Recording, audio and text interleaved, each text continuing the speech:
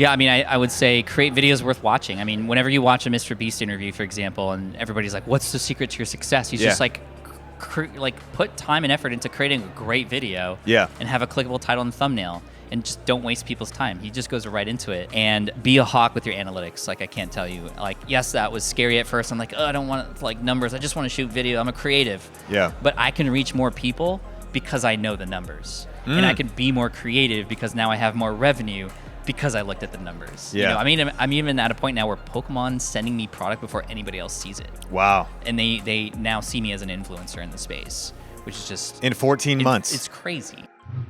One of my favorite things to do here on the podcast is bring people to you who are seeing massive growth happening on their YouTube channels and breaking down exactly how they're doing it. In today's episode, we're breaking down a cool YouTube experiment that helped this creator grow to over 100,000 subscribers in less than a year. My name is Heather Torres, and I'm the host of the Think Media podcast, the #1 podcast to help you grow your influence on YouTube and then turn that influence into a high impact and a high profit online business. And I am so excited because today's episode is actually with one of our Grow with Video Live speakers. Are you coming to Grow with Video Live? We're in the countdown of this amazing conference that'll be happening in May here in Las Vegas. You can learn from experts like Pat Flynn, who's on the podcast today, Patrick Bet-David, Gary Vaynerchuk, Alex Hermosi, Shalene Johnson, Jasmine Starr, and so many more, all during this 2-day experience here in Las Vegas. You can get your tickets and register for either the in-person or the virtual experience over at growwithvideolive.com. We're working through all of the scheduling, and can I tell you how excited I am? It's like the Super Bowl here at Think Media to get to the finish line of growwithvideolive.com. We're breaking down all things to do with building your personal brand with video. So if you are a small business owner, an entrepreneur, a content creator in ministry, if you are someone who wants to learn how to dominate on video over this next decade, then you should be in the room at Grow with Video Live. There are going to be thousands of content creators, entrepreneurs from just starting to earning over 8 figures in the room at Grow with Video Live. So you should be there as well. So get your tickets at growwithvideolive.com. Now, every single Tuesday, we release a brand new episode here on the podcast. So make sure you're subscribed wherever you're consuming this audio from. And if this is a great message for you and you know someone who needs it, make sure you send this episode to a friend. Okay, let's jump into today's featured content with Sean Cannell and Pat Flynn about Pat's crazy YouTube experiment that got him to over 100,000 subscribers in less than a year.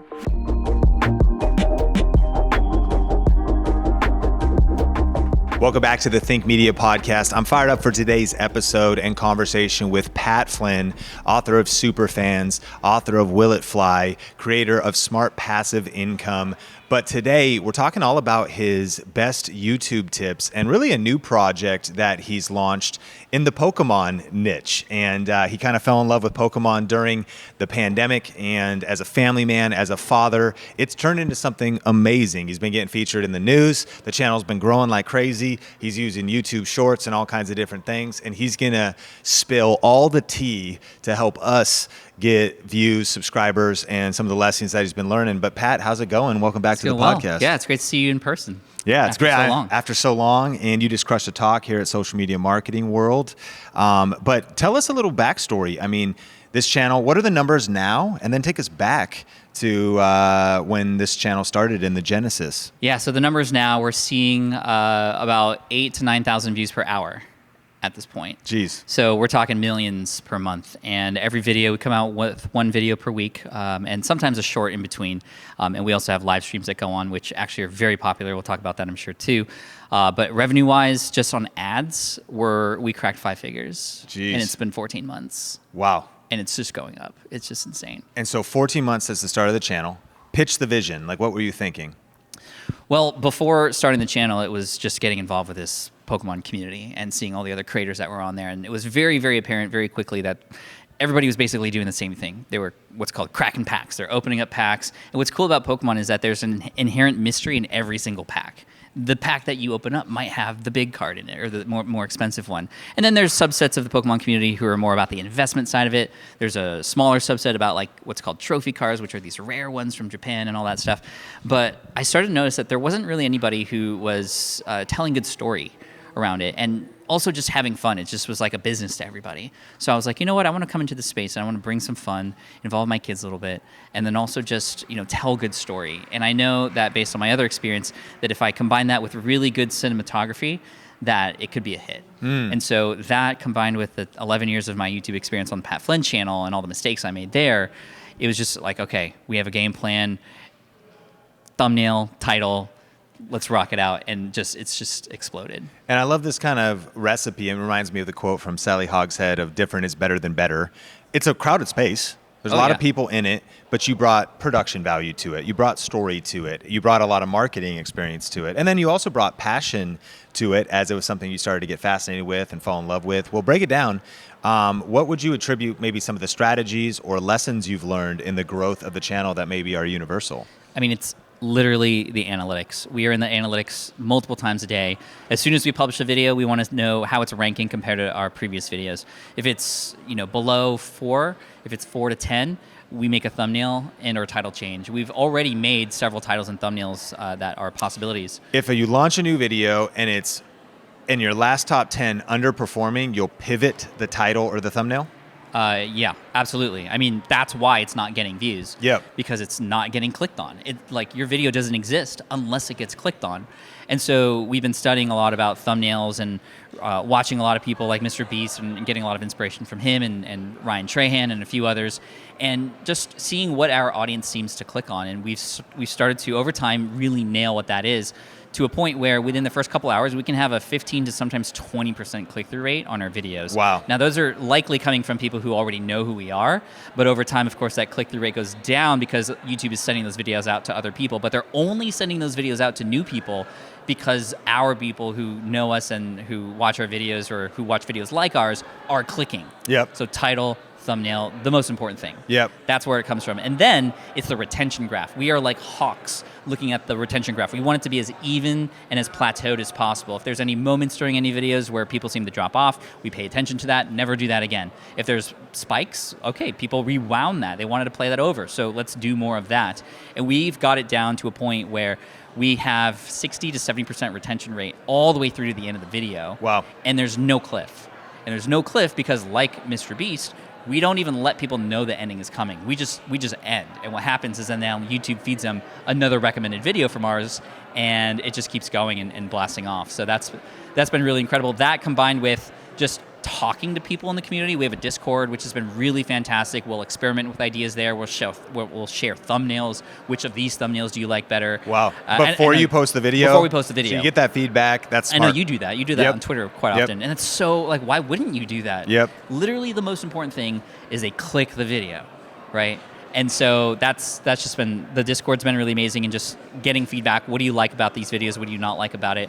And again, just being me. I'm not pretending to be a Pokemon expert. In fact, I tell people, I just got in this industry, and I tell people to help me with some of the names on these Japanese cards that I don't even know. Yeah.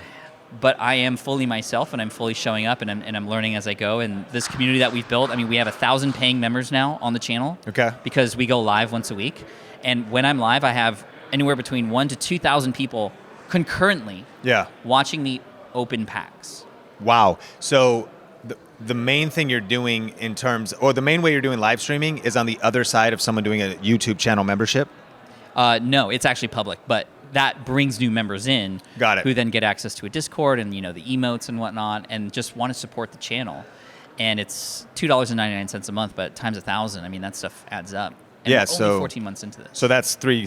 $3,000 minus the 30%. Minus the 30% that YouTube takes. So there's a lot there. So one, you build up this community. You're tapping into channel memberships at a low cost, $2.99 for people who love you. They get access to the Discord. That's the only way to get access to the Discord? Yeah, only members, because we want to keep it we want to have that filter, right? There's a lot of people in the Pokemon space who will try to scam people or take advantage, and we just wanted people who are filtered, who we know are good people, who pay to support the channel to be in there. Yeah, when you say we, how many people do you have helping with just this project? You have businesses. You're the SwitchPod creator. You've got smart passive income. That's a team. When you say we, who's all working on this? It's me and my producer, Dan Patrick Norton, who I don't know if you've met him before, but he's been around a lot of the video events. He's also a Pokemon fan, and he has one other editor under him who often works on our projects, and that's it. Yeah. We're just all nerding out about this. We nerd out about not just Pokemon, but like literally YouTube analytics. I love it. And so let's talk the content strategy. You touched on it. You're releasing one proper edited video a week. Yep. And then you're also going live once a week. Correct. And you're doing you're opening packs during that. Opening packs, giving some stuff away to members also. Yeah. But then the whole time people can sign up to become a member to potentially win that thing. Yeah. And it snowballs. Like every time it's getting bigger and bigger. And then one short a week or whenever you can get around to shorts. You know, honestly, we did one short a week for a while, but then we stopped. Yeah. And we stopped because shorts is very finicky. For a while, it was just exploding. We have a couple shorts that are over 5, one over 10 million. Yeah. But we also found out that it was getting exposure to people who weren't necessarily fans of the channel or going to be fans of the channel. We have a very popular video about a base set Pokemon Charizard, and it got out there, and like we started getting comments from like people that obviously were not Pokemon fans who were like, why would adults pay for this stuff? And we're like, okay, well, Sure. Shorts isn't really reaching like the masses, or it is reaching the masses, which is not exactly who we want to reach. We want to reach other people who are watching YouTube videos about the space. Yeah. And so most of our traffic, in fact, is coming from browse and suggested, which is exactly what we want. Search plays no role. We don't have any keyword research. We don't do any sort of title to keyword research matching. It's just what is a clickable title and thumbnail. Let's go make that video. Yep. Like we don't come up with the video idea first. We come up with the title and thumbnail and then go make that video. And then the YouTube algorithm is finding, because they also understand their viewers, so they seem to be finding the right viewers for your channel. Yes, and we can see it in the data too. You see huge surges where people are being fed the video, they're clicking on it, and then it kind of trickles down. And YouTube, we see there are still the same amount of impressions. It's them shooting the video out to other people to see if that, audience type would want to come. Sometimes they do, sometimes they don't. But YouTube is so helpful to us because we're trying to help YouTube out as much as possible. We keep people on the platform as long as possible. We're also doing something cool with like a series of videos. We have different kinds of videos. Like I did a video called I bought weird Pokemon cards on Etsy, and it exploded. So of course we created a second version of that. I'm working on the third one now, and every one has like 300 to 400,000 views within a month. And it's just so fun because I'll pay like $500 for stuff on Etsy, but then the ad revenue after a couple weeks already pays for that. Yeah. And then people are like, this is fun. It's different than everybody else who's opening packs. I'm buying weird things and just making a story about it. And if you watch our videos, you'll notice that they're very quick. Like within the first 10 seconds, you'll see 10, 20 cuts, zoom in, zoom out, B-roll, text, other things. Sadly, we're kind of in that point now where if you want to attract attention, especially for a more entertainment-based channel, you have to do it that way. I mean, we got inspiration from Ryan Trahan for a lot of that stuff, but it's a lot, but it's kind of necessary at this point. And break that down, because Ryan Trahan is a great creator to check out for a particular style of video. He's getting insane views. But you recently had a video that got written about in the news. Tell us that story a little bit, and what were some of the transferable elements of the video that maybe even a newer creator could power up their next video with, even if it was just a few things. Yeah, so the story behind this video is I found that there was this little shady thing going on with Walmart and cards that were being sold on their website. So I ordered those cards, I verified that they were fake, and then I just was like, okay, cool. I need to tell people this news because it's important. I want the community to know. So I could have just popped the video in my face and go, hey, everybody, I have an important announcement. Don't buy cards from Walmart.com. Look out for this, look out for that. Okay, that's useful. Or I can create a whole story about it so that there's stake involved, so that people are remembering the story, so that there's actually context to this. Because the reason why I found out about it was when my Discord members got scammed, and so I was like, that's not cool. I wanna go like investigate this, or Flynn investigate it, as I call on the channel. And so I start off the video by literally Ryan Trahan style. I'm doing something completely random, and then I go into the story. I'm cutting down lemons from my lemon tree in the backyard. And then I get a notification on my Discord. But then instead of pulling out my phone, I pull out an iPad. And you're like, where did that iPad come from? And then it goes into one of my members saying, I bought a box and it was fake. And then I start going into, oh my God, like that's not cool. And then so I get in a conversation with him on Discord and I record that. And it just kind of goes. And now there's a reason why you would want this to work out, because this person got scammed, I got scammed, and that's not right, versus just a public announcement. Yeah. People are getting scammed. There's no, like, okay, that's not cool, but now we have a person to root for. Yeah. Right?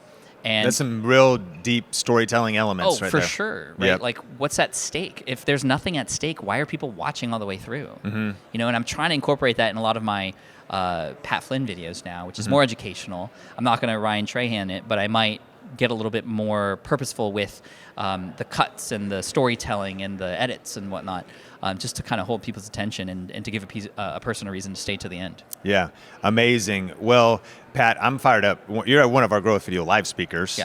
And you're dropping a lot of knowledge here in regards to YouTube. You're getting hands-on feedback with all of this data. I would ask that as we land the plane, what do you think the opportunity on YouTube is right now? If you contextualize what you've learned, you're in this entertainment niche, which is amazing. It makes you very dynamic because you're experiencing that. You've been on this 14-month crazy growth rise, but you're also a OG educator on podcasting, smart passive income, affiliate marketing, and you have the education channel as well.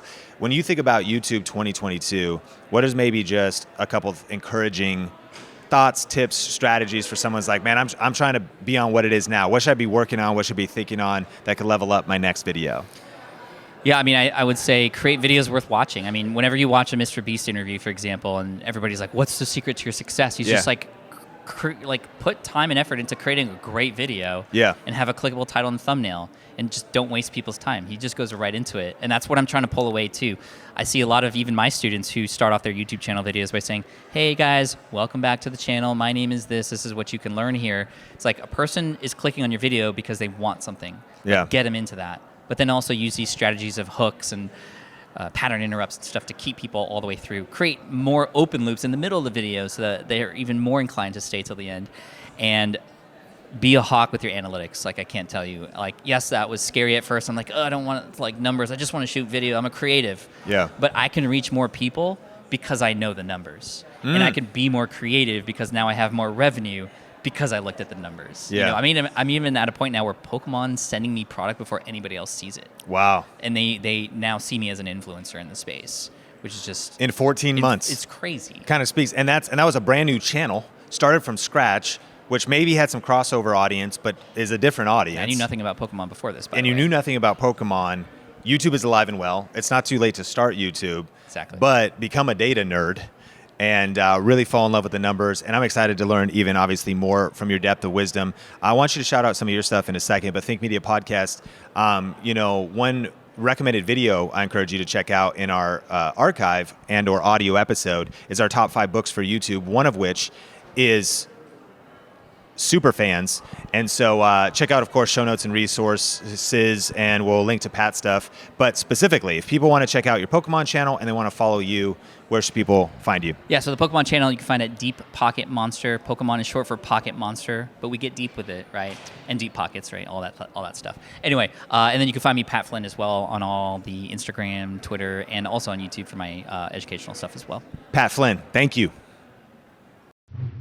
Well, I hope that conversation with Sean and Pat was valuable to you. And I'll make sure to link down in the description box of YouTube and in the show notes of the audio of other conversations that we've had with Pat here on the podcast. He is one of our regular contributors here, and it's so encouraging to see his business grow, his YouTube channels grow, all because he just attempts these cool experiments. So I hope that is valuable to you, and make sure to click on that if you want to go deeper with Pat here on the podcast. Now, if you want to see Pat in person, you've got to come to Grow with Video Live 2022. It's happening live in Las Vegas, and you can get your ticket at growwithvideolive.com. But I want to ask you the question, though, after listening to the episode, what's your next action step? What do you need to do to move your channel forward? What comfort zone do you need to step out of and just try something new to see if it would work? I think what's so awesome about what Pat did was he just committed to it and he saw it through, and he got some really great results because of that. So what comfort zone do you need to step out of? What action do you need to take? Now, here on the podcast, every single week, we love to shout out one of our listeners who has rated and reviewed the podcast over on Apple Podcasts. You can do this on your phone by just opening that app, going to the podcast, and hitting the rate and review. You can give it whatever stars you'd like. 5 stars, please. And you can leave a review of what you love about the podcast. Now, one of the other things you can do is leave your testimony. Let us know how this podcast has helped you grow over the last few years. Let us know what episode was your favorite or who else you would like to see on the show. This is a great way for you and I to be able to speak to each other on a more one-to-one basis. So go over and rate and review the podcast if you haven't already. I'm going to challenge you. We've got thousands of listeners on this show, and I bet you could take 5 minutes to rate and review it so that other people could see how this podcast has helped you. Today, I want to shout out Carol Knows, and she says, excellent podcast. Think Media offers so much valuable content. Thanks, Sean and Heather. So encouraging. Well, thank you so much, Carol, for being a part of our community. Thank you for taking the time to leave that review. It helps other content creators and entrepreneurs learn about this show. And it also just helps us get the word out more of what we're trying to do here on Mission at Think Media. Thank you for being a listener. I want to say, get your ticket to Grow with Video Live if you haven't already, and we'll catch you in next week's episode.